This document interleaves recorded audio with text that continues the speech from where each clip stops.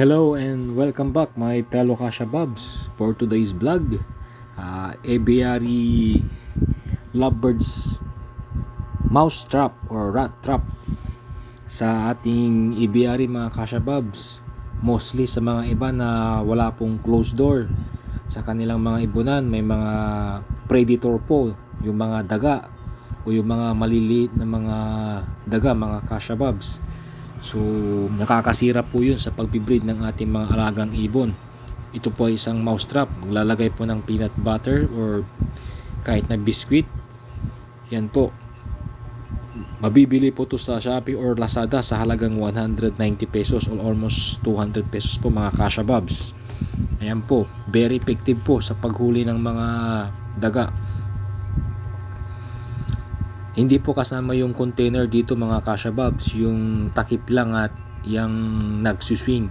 Same na rin po dun sa ladder, yun po ang kasama po. Yung timba po hindi po kasama.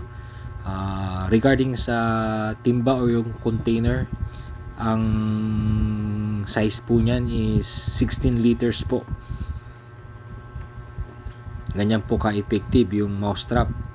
Bumili po ako para masubukan at yun nga po, effective po siya. Nung tinry ko unang gabi, wala pong nahuli, pero nung second night, dinagdagan ko po ng paglalagay ng peanut butter dun sa taas nung takip, at yun po, nakahuli po ng 3 daga na maliliit mga Kasha Bobs.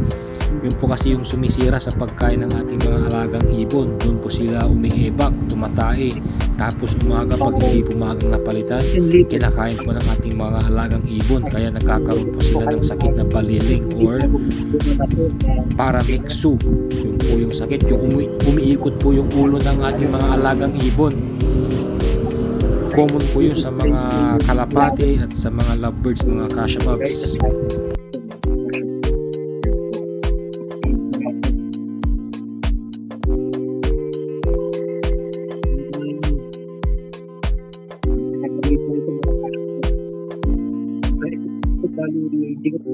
Hindi ko po ako pero nabibigyan sa mga huli ko ako.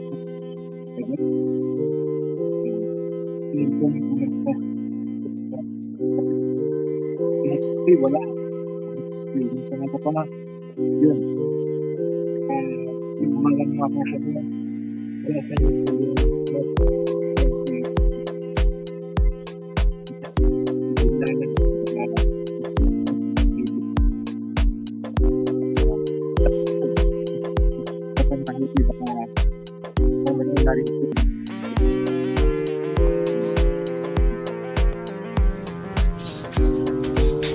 Malaki po siya mga Kasha Bobs. Kasha po ito sa 16 liters na timba.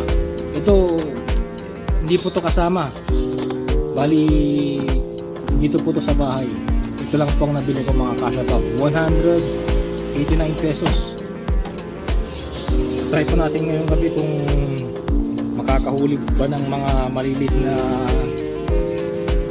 daga, dahil yung minsan yung mga daga nakakapasok po sa ating patukaan at doon po sila umiibak, kaya may mga itim-itim po at nakakasira po yun ng ating pagbibreed, lalong-lalo na po kung po yun ng mga breed, kakasakit po sila ng, at yun po yung parang umiikot po yung kanilang leeg, po yung pagkain po nila na virus po yun, naapektuhan po yung kanilang pagbibreed, hindi po sila makakilos. Yun po ang aking at sana po maging successful po yung ating gagawin na paghuli ng mga malilit na daga sa aking munting ibunan mga Kasha Bobs. At kung nagustuhan nyo ang video kong ito, pa-thumbs up, at kung hindi man, pa-thumbs up pa rin mga Kasha Bobs. Maraming salamat po.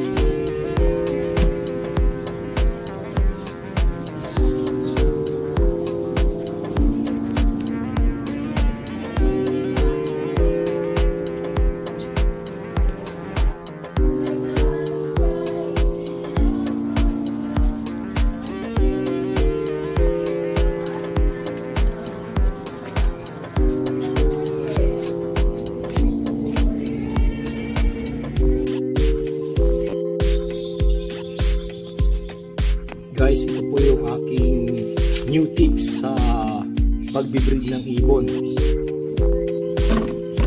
Ito po ay isang mouse trap para mahuli po natin yung mga daga na pumapasok sa ating ibunan kahit na may cover po sila or natatakpan po ng mga screen. Yung mga iba malilit po kasi nakakapasok pa rin.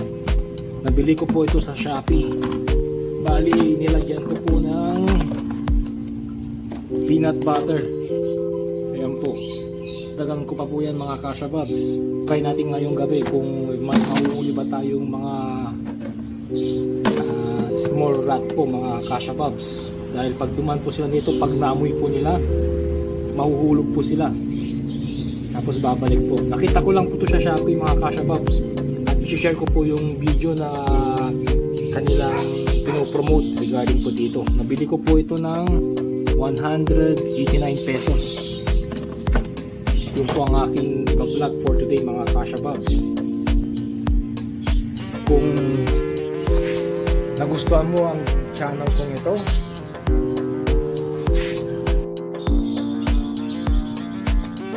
guys, ito po yung aking new tips sa pagbibreed ng ibon.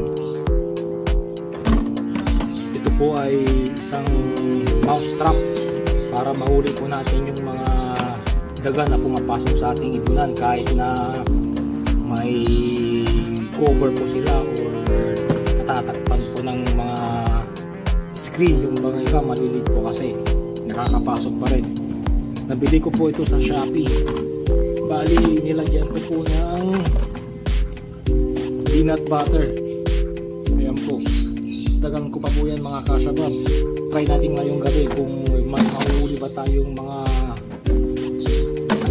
small rat po mga kashababs. Dahil pag duman po sila dito, pag naamoy po nila, mahuhulog po sila. Tapos babalik po. Nakita ko lang po ito sa Shopee mga kashababs. At i-share ko po yung video na kanilang pinopromote regarding po dito. Nabili ko po ito ng 189 pesos. Yun po ang aking iba-vlog for today mga kashababs.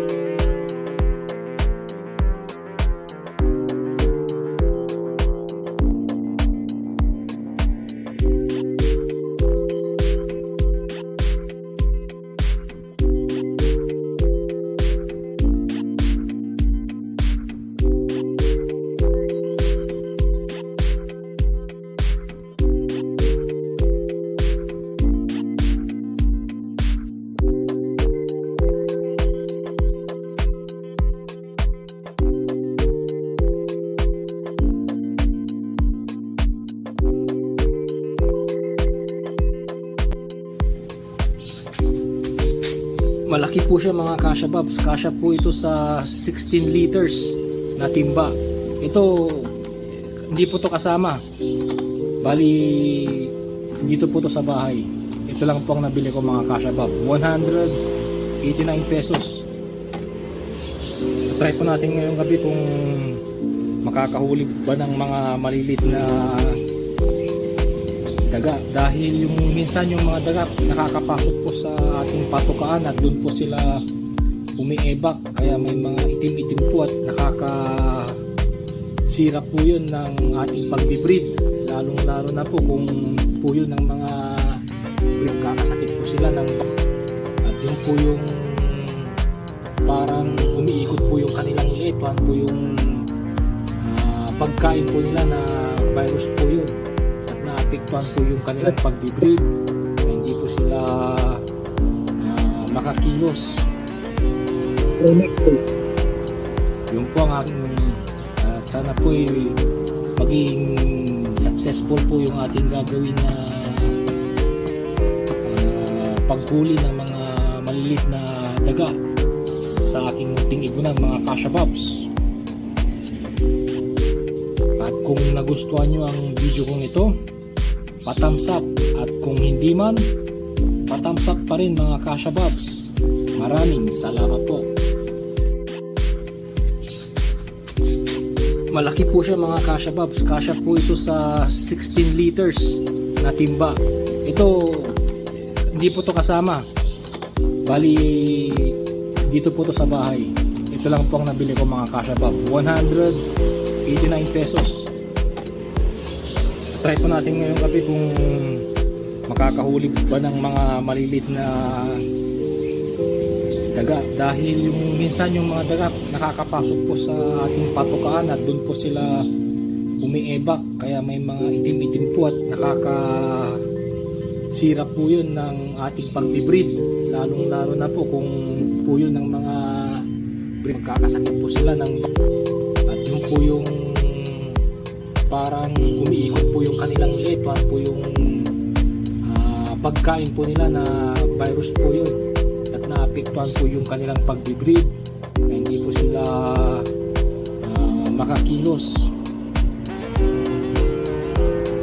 Yun po ang aking sana po maging successful po yung ating gagawin na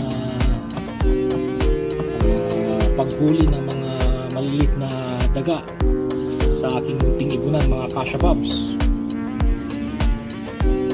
At kung nagustuhan nyo ang video kong ito, pa-thumbs up, at kung hindi man, pa-thumbs up pa rin mga kashababs. Maraming salamat.